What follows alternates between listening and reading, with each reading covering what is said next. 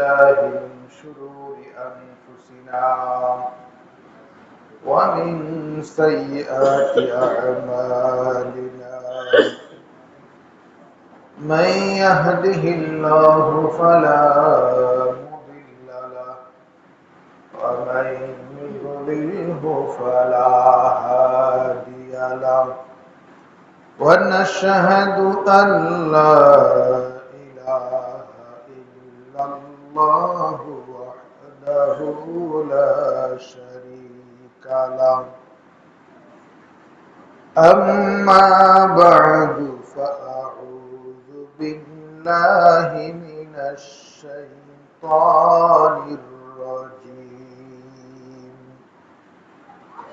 بسم الله الرحمن الرحيم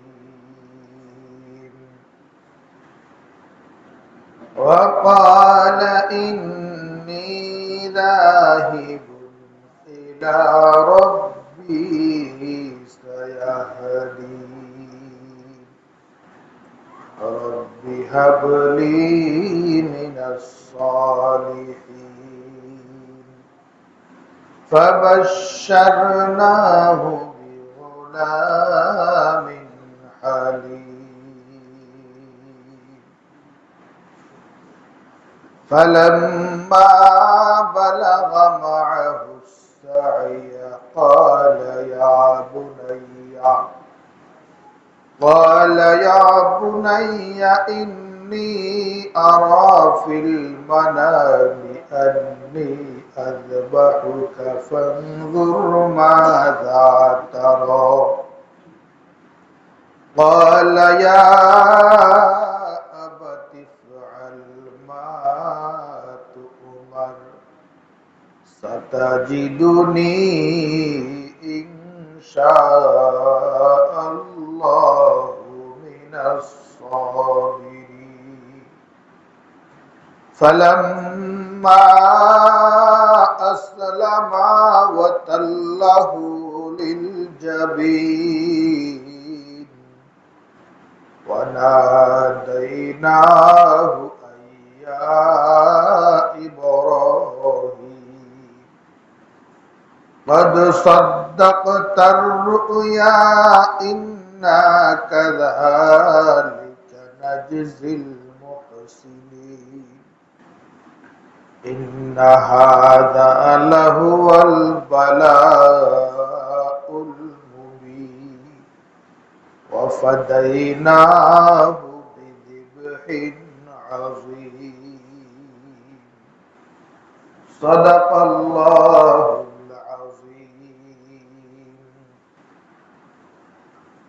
आलम बाला में लर्जा गया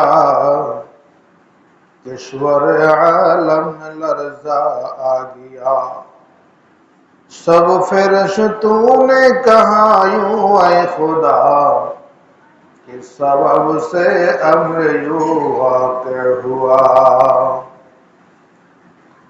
अल्हम्दुलिल्लाह अल्लाह पाक रब्बुल आलमीन दरबारे असंख्य शुक्रिया যে মহান রব্বুল আলামিন আমাকে আপনাকে দয়া করে মায়া করে ভালোবেসে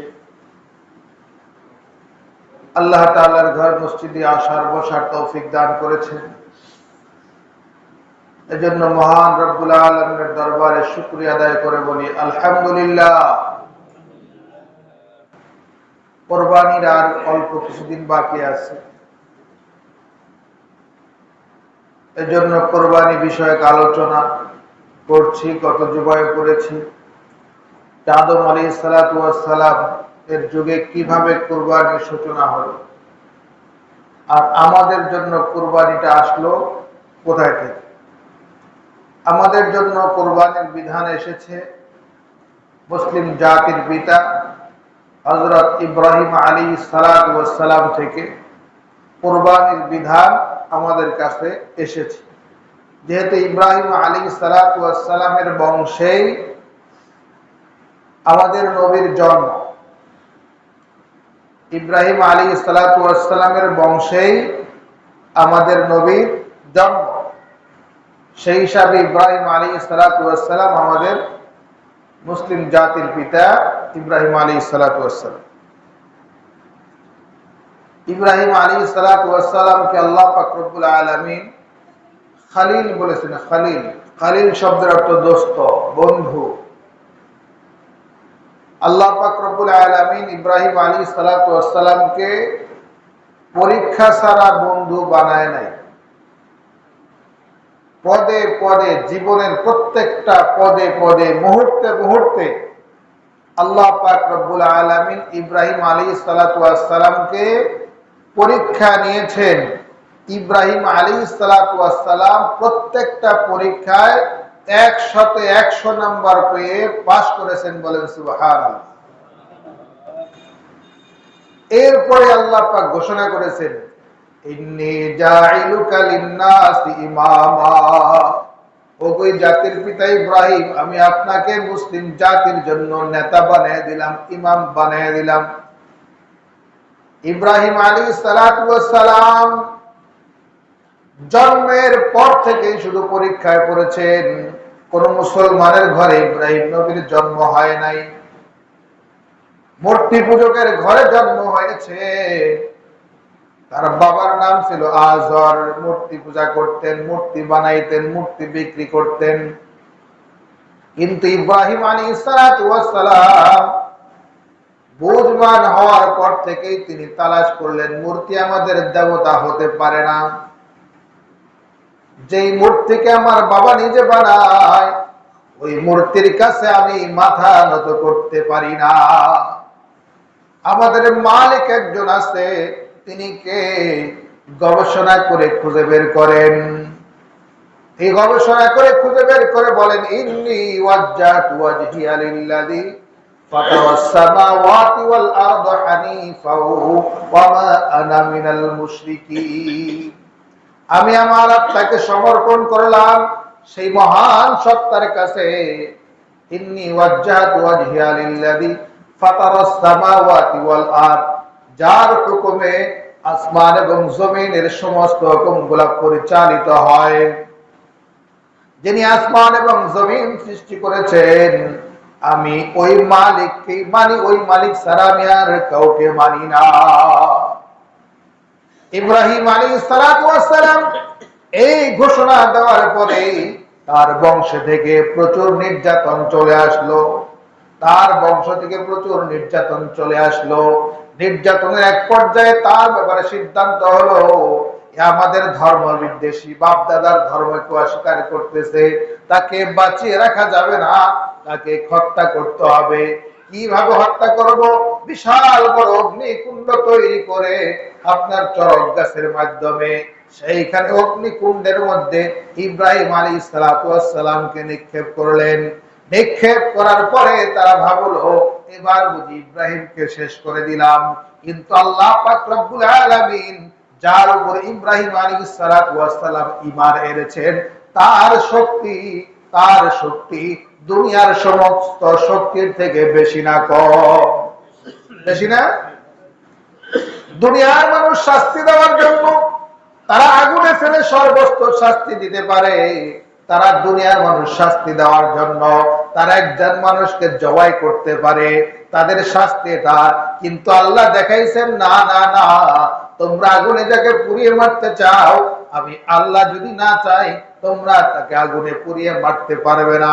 ইব্রাহিম আলাইহিস সালাতু ওয়াস সালামকে আগুনে নিক্ষেপ করার পর আল্লাহ পাক রব্বুল আলামিন আগুনকে হুকুম করে দিলেন, ইয়া নার কুনি বারদাও ওয়া সালামান আলা ইব্রাহিম। আল্লাহ পাক বলে দিলেন, হে আগুন, তুমি আমার সৃষ্টি, তোমাকে আমি তাপ দেওয়ার ক্ষমতা দিয়েছি, আবার তাপ বন্ধ করতেও আমি পারি।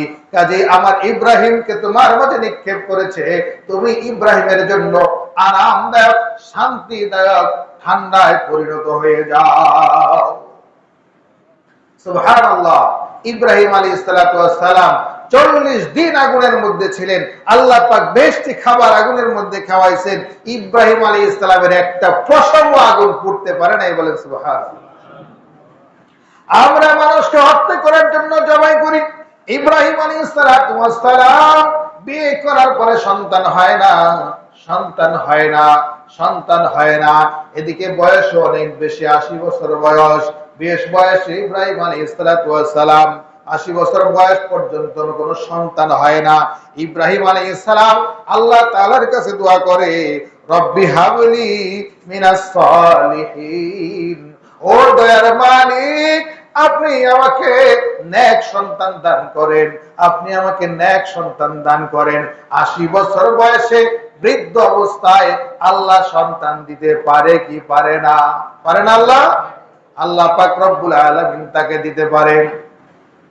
80 বছর বয়সে তো দিতে পারেনি, এর চেয়েও বেশি বয়সে আল্লাহ পাক সন্তান দিয়েছেন। তার নাম হলো হযরতে জাকারিয়া আলাইহিস সালাতু ওয়াস সালাম। বলেন সুবহানাল্লাহ। হযরতে জাকারিয়া আলাইহিস সালাতু ওয়াস সালাম নবুয়তের দায়িত্ব পালন করেন।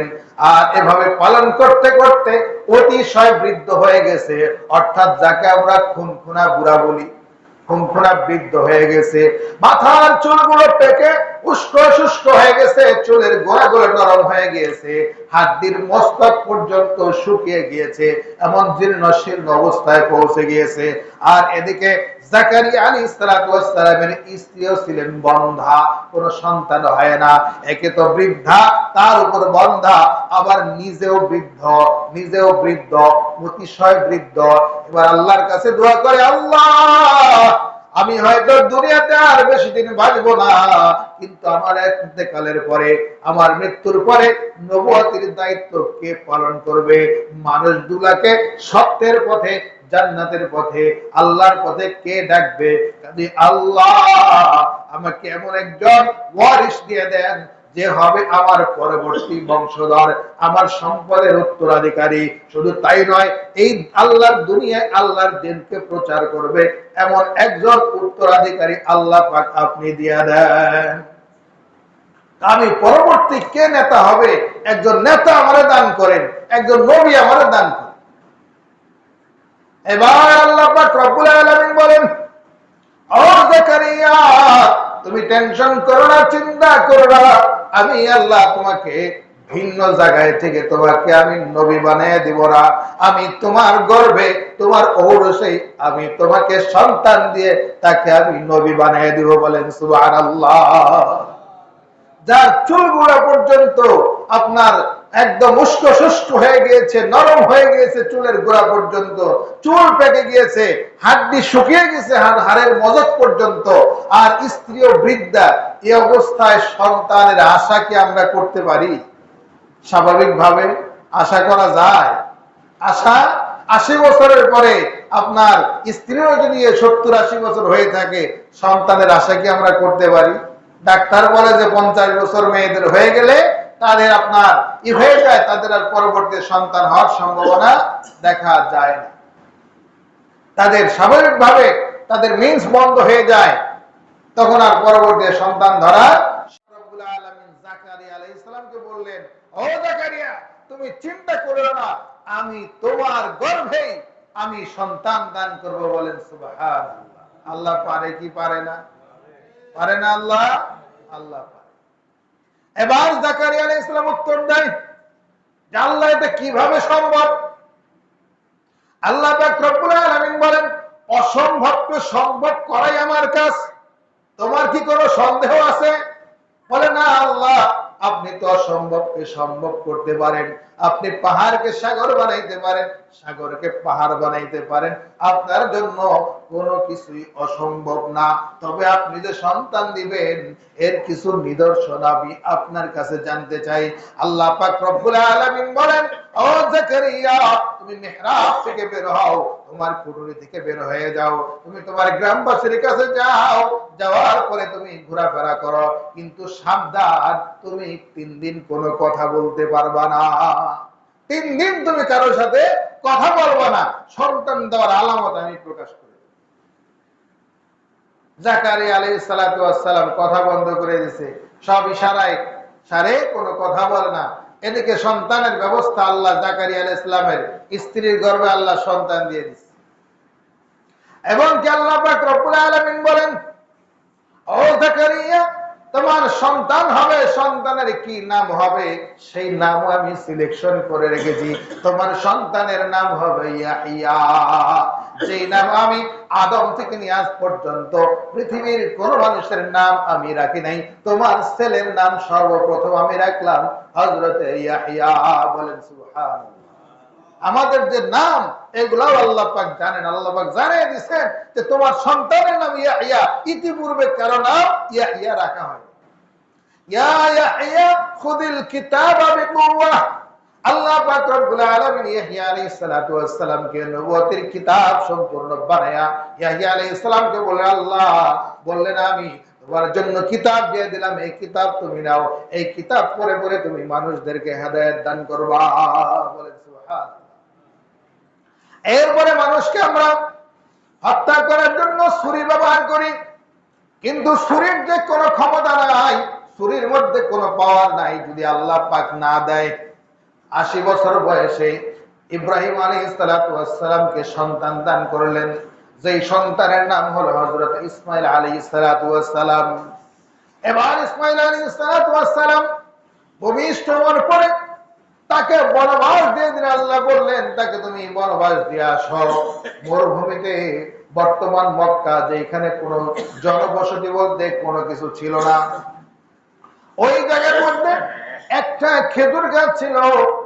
মা হাজেরা আলাইহিস সালাতু ওয়াস সালাম এবং শিশু সন্তান ইসমাঈল আলাইহিস সালাতু ওয়াস সালামকে সহ ওই জায়গার মধ্যে কিছু খেজুর আর কিছু পানি দিয়ে রেখে আসলেন, যেটা মাত্র কয়েকদিন খাওয়া যাবে। এবার রেখে যাওয়ার পরে মা হাজেরাকে রেখে ওখানে রেখে ইব্রাহিম আলাইহিস সালাম উল্টো দিকে হাঁটা দিলেন, চলে আসতে লাগলেন। এবার হাজেরা আলাইহিস সালাতু ওয়াস সালাম ডাকতেছে, ইয়া ইব্রাহিম, ওগো প্রাণের স্বামী, আপনি যে আমাকে এখানে রেখে যাচ্ছেন, আমরা যে স্বল্প খাবার দিয়েছেন কয়েকদিন খেলেই তো শেষ হয়ে যাবে। আমার এই শিশু বাচ্চার দুধের প্রয়োজন, পানির প্রয়োজন। আমি যদি পর্যাপ্ত খাবার না পাই আমি তো এই দুধের বাচ্চাকে বাঁচাইতে পারবো না। নানান আশঙ্কায় তিনি পিছন থেকে ইব্রাহিম আলাইহিস সালাতু ওয়াস সালামকে ডাক দিলেন, স্বামীকে ডাক দিলেন, ও আমার প্রাণের স্বামী, আপনি যে এখানে আমাদেরকে এই মরুভূমিতে জনমানবহীন একটা মরুভূমির উত্তপ্ত বালিকাময় জায়গার মধ্যে রেখে গেলেন, এটা কি আল্লাহ তাআলার নির্দেশে রেখে গেলেন নাকি আপনার ইচ্ছা মতো রেখে গেলেন? ইব্রাহিম আলাইহিস সালাম পিছনের দিকে তাকায় না, না তাকায় স্ত্রীর আওয়াজ শুনে তিনি হাতের আঙ্গুল উপর দিকে দিয়ে বললেন, আল্লাহ পাক রব্বুল আলামিনের হুকুমে আমি তোমাদেরকে এই জায়গার মধ্যে রেখে গেলাম, আল্লাহর হুকুমে রেখে গেলাম।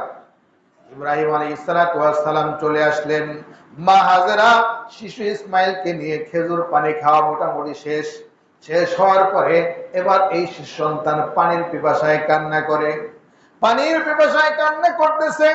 মা হাজেরা আলাইহিস সালাম পাশাপাশি দুইটা পাহাড়, হাজী সাহেবরা দেখেছেন সাফা এবং মারওয়া দুইটা পাহাড় পাশাপাশি। পানি কোথায় আছে এই তথ্য জানার জন্য হযরতে হাজেরা আলাইহিস সালাম সাফা পাহাড়ের উপর উঠলেন।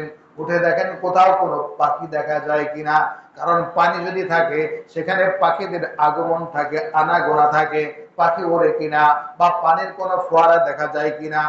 এবার সাফা পাহাড়ে উঠে যখন পানি পায় না আবার দৌড়ে সন্তানের কাছে আসে, আসার পরে দেখে যে সন্তান ঠিক আছে কিনা, আবার দৌড়ে মারওয়া পাহাড়ে ওঠে, মারওয়া পাহাড়ে উঠে পানির সন্ধান করে, সেখানেও পানি খুঁজে না পেয়ে আবার দৌড়ে সন্তানের কাছে আসে, আসার পরে আবার সাফা পাহাড়ে ওঠে।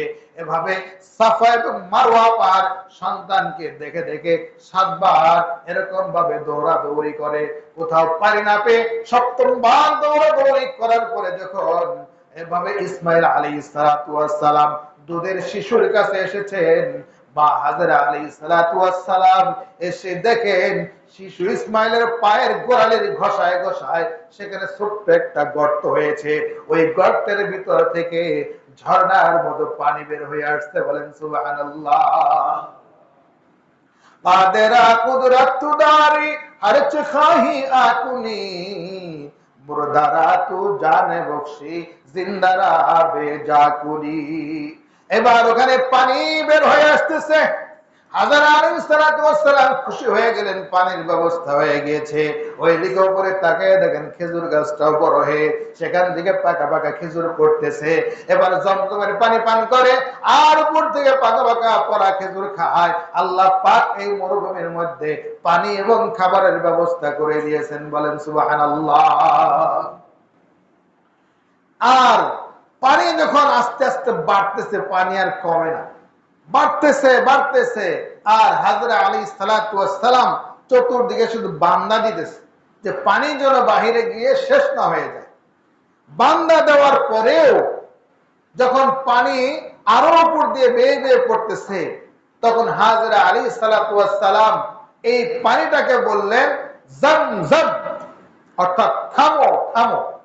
জমজম শব্দের অর্থ থামো থামো, পানিকে বললেন থামো থামো। তখন এই যে আল্লাহ পাক রব্বুল আলামিনের কাছে এই শব্দটা ভালো লাগছে, যার কারণে ওই কূপের নাম বর্তমানে হয়ে গেছে জমজম। এবং যেটা সারা পৃথিবীর শ্রেষ্ঠ পানি, যেই পানির মধ্যে কোনো ধরনের জীবাণু নেই। এই পানিটা এতই শক্তিশালী পানি, সকল প্রকার আপনার খাদ্য গুণ যেগুলা থাকে, আপনার আয়রন বলেন, ক্যালসিয়াম বলেন, প্রোটিন বলেন, ম্যাগনেসিয়াম বলেন, পটাশিয়াম বলেন, যত ধরনের উপাদান থাকতে পারে আল্লাহ পাক রব্বুল আলামিন এই পানির মধ্যে সকল প্রকার খাদ্য গুণ দিয়ে দিয়েছেন, বলেন সুবহানাল্লাহ। কোন ব্যক্তি যদি কোন খাবার না খায়, শুধু জমজমের পানি পান করে, তাহলেও তার জীবন ধারণ করতে আর কোনো কিছু লাগবে না, শুধু এই পানিটাই যথেষ্ট। শুধু তাই নয়, এই পানির মধ্যে রয়েছে মানুষের জন্য শেফা। যারা হজে যাবেন তারা এই পানি যতটা বেশি সম্ভব পান করবেন ইনশাআল্লাহ। এবার হাজী সাহেব আছেন আমাদের এখানে? এবছর মনে হয় নেই না? আচ্ছা, তো ইনশাআল্লাহ যাদের শক্তি সামর্থ্য আছে, এবছর হাজী সাহেব নেই, আমরা ইনশাআল্লাহ আগামীতে যাদের আল্লাহ পাক তৌফিক দিয়েছেন, টাকা পয়সা দিয়েছেন, আগামীতে ইনশাআল্লাহ হজে যাব, এই নিয়ত আমরা 2-4 জন করতে পারি না ইনশাআল্লাহ? যে আগামীতে ইনশাআল্লাহ নিয়ত করলাম হজে যাব। 2-1 জন থাকলে একটু হাত উঠান, দোয়া করব তার জন্য। ইনশাআল্লাহ আগামী বছর যাব, নিয়ত করেন, চেষ্টা করেন। আপনার কাজ শুধু 2টা জিনিস: 1 নম্বরে নিয়ত করা, 2 নম্বরে পাসপোর্ট করা, 3 নম্বরে হজের নিবন্ধন করা। এরপরে আপনি সিলেকশনে টিকলে যাইতে পারবেন, না টিকলে যেতে পারবেন না। টাকা পয়সা গোছাইতে পারলে যাইতে পারবেন, না পারলে যেতে পারবেন না। আর এইটুকু করার জন্য যেটা লাগবে, পাসপোর্ট করতে লাগবে 5 থেকে 10,000 টাকা, আর নিবন্ধন করতে লাগবে সম্ভবত 30 থেকে 35,000 টাকা। তো আপনার যদি ইচ্ছা থাকে, আপনি এই 35,000 আর 10,000, 45,000, মোটামুটি 50,000 টাকা যদি আপনার অ্যাক্সেস থাকে, আপনি এই 2টা কাজ করেন আর আল্লাহর কাছে দোয়া করেন, আমার মনে হয় আল্লাহ পাক আপনার দোয়া কবুল করবেন এবং হজের ব্যবস্থা করবেন। আমি 2017 সালে হজে গিয়েছি। আমি যখন নিয়ত করেছি তখন আমার কাছে টাকা ছিল 55,000। 5,000 টাকা দিয়ে পাসপোর্ট করছি।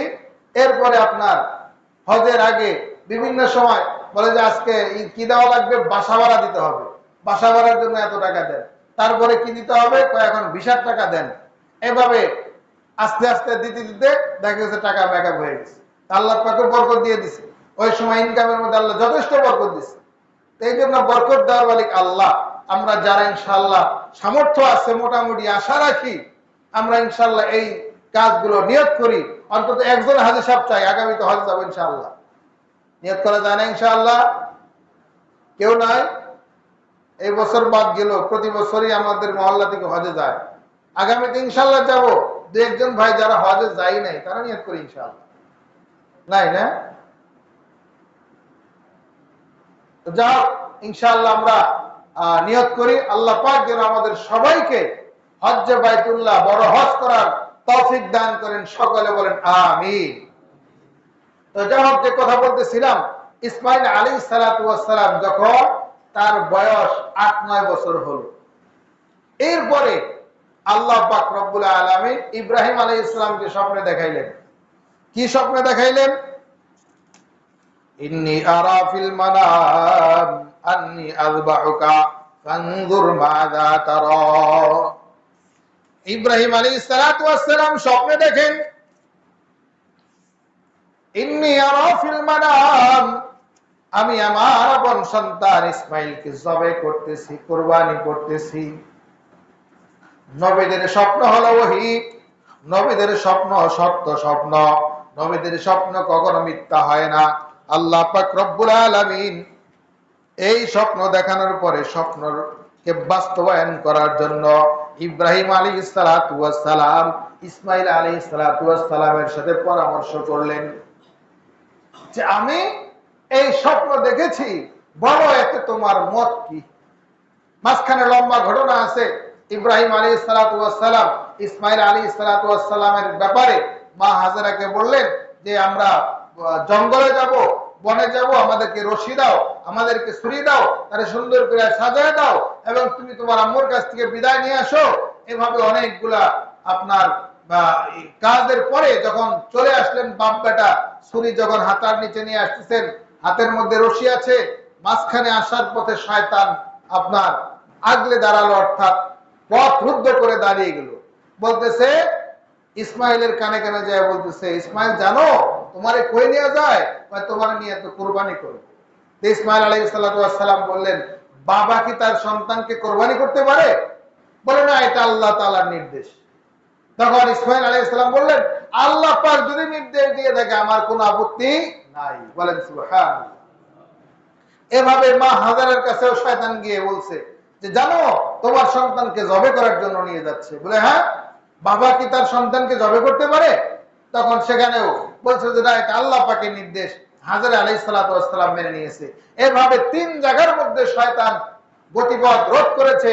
তার একটাকে বলা হয় জামরায়ে উস্তা, জামরায়ে উকবা, জামরায়ে কুবরা, অর্থাৎ আমরা যেটাকে বলি যে হজের মধ্যে পাথর নিক্ষেপ করে যে জামারা, ছোট শয়তান, মেজো শয়তান, বড় শয়তান যাকে আমরা বলি, ওই তিন জায়গা শয়তান রোধ করেছিল।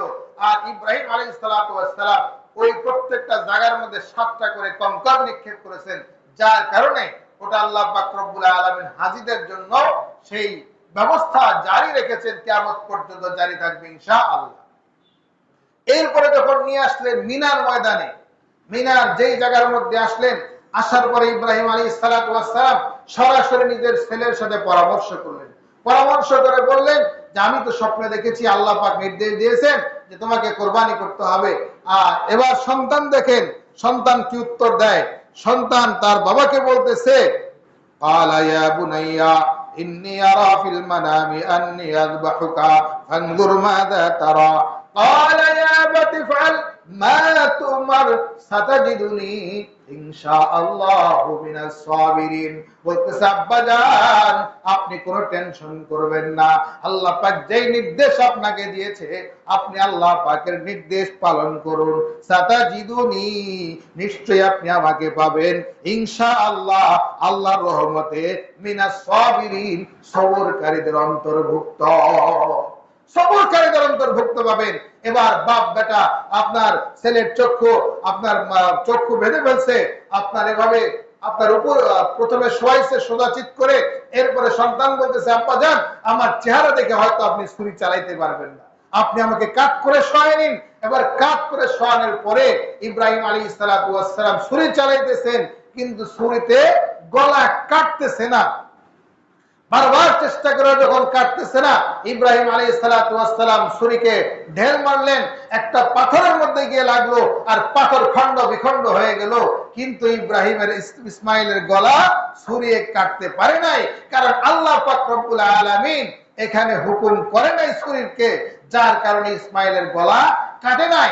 আর এই দৃশ্য দেখা মাত্র আল্লাহ পাক রব্বুল আলামিন ইব্রাহিম আলাইহিস সালাম ঘোষণা করলেন, قد صدقت الرؤيا إنا كذلك نجزي المحسنين। ও ইব্রাহিম তুমি তোমার স্বপ্নকে বাস্তবায়ন করেছো, তুমি পাস করেছো, আর আমি খুশি হয়ে আল্লাহ পাক রব্বুল আলামিন জান্নাত থেকে হাবিলের সেই দুম্বাটাকে লালন করে বড় বানায়া ফেরেশতার মাধ্যমে ওই মুহূর্তে ইসমাইলকে উঠাইয়া ইসমাইলের জায়গায় দুম্বা শোয়াই দিলেন। আর ফেরেশতা বলতে লাগলেন আল্লাহু আকবার, আল্লাহু আকবার। আর ইসমাইল আলাইহিস সালাতু ওয়াস সালাম উঠে গেলেন, আর এভাবে দুম্বা জবাই হয়ে গেল। ইসমাইল আলাইহিস সালাতু ওয়াস ইব্রাহিম আলাইহিস সালাতু ওয়াস সালাম বললেন লা ইলাহা ইল্লাল্লাহু আল্লাহু আকবার।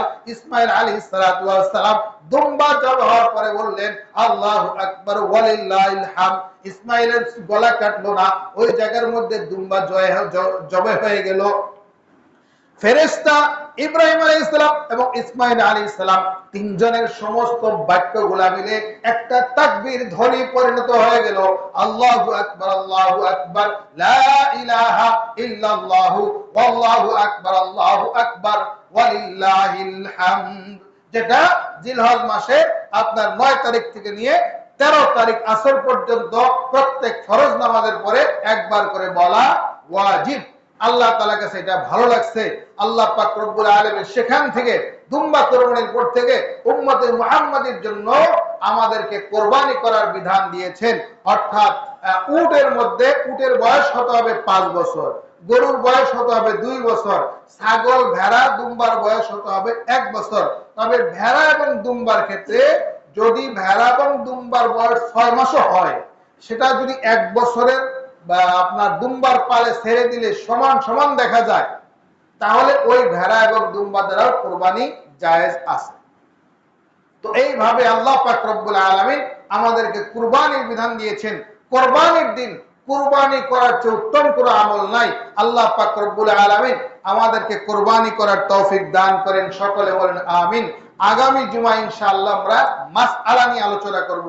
কোন ধরনের পশু ক্রয় করবে, কোন ত্রুটি থাকলে ক্রয় করা যাবে না। তবে একটা মাসআলা বলে দেই, সেটা হচ্ছে আপনার কুরবানি 7 ভাগে দিলাম, একজনের টাকা যদি হারাম থাকে কারো কুরবানি হবে না। একজনের টাকা যদি হারাম থাকে কারো কুরবানি সহি হবে না।